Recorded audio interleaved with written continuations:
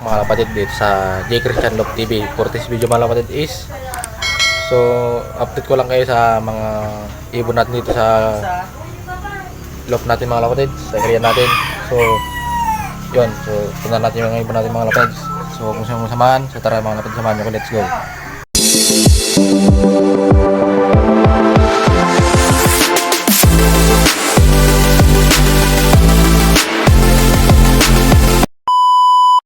Okay mga kapatid, sa tagal nang walang video natin, ngayon pa lang kayo may update dito sa loop natin mga kapatid.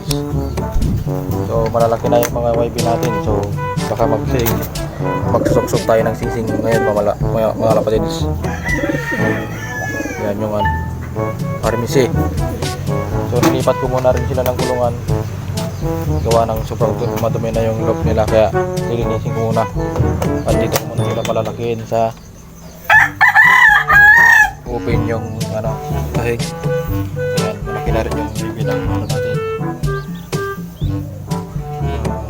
pula at saka yung windy. Tagi-isa lang, bali 4 lang yan na YB. Nandito yung isa. Ayan.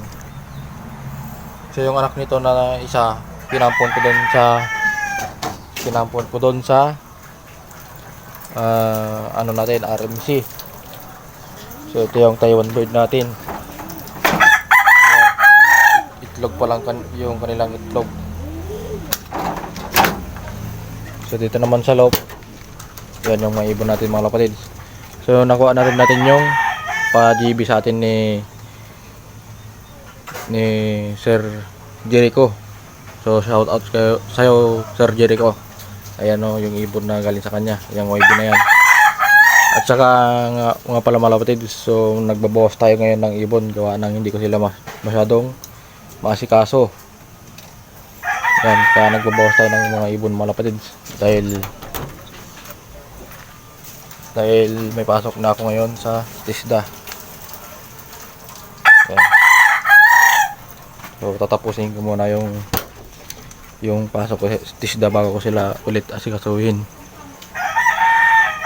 Yan. Baka bali hindi na rin ako siguro masyadong makapag-video, makapag-vlog mga kapatid. Gawa ng busy tayo sa pag-aaral sa TISDA mga kapatid. Baka bihira na lang tayo makapag-update sa loop natin. Yun lang yung gusto kong iparating sa inyo mga kapatid. Mamaya magsusugsok tayo ng mga YB natin. Yun lang mga kapatid. Dito ko na tatapusin yung video natin mga kapatid. Like and share and subscribe. Ingat mga kapatid.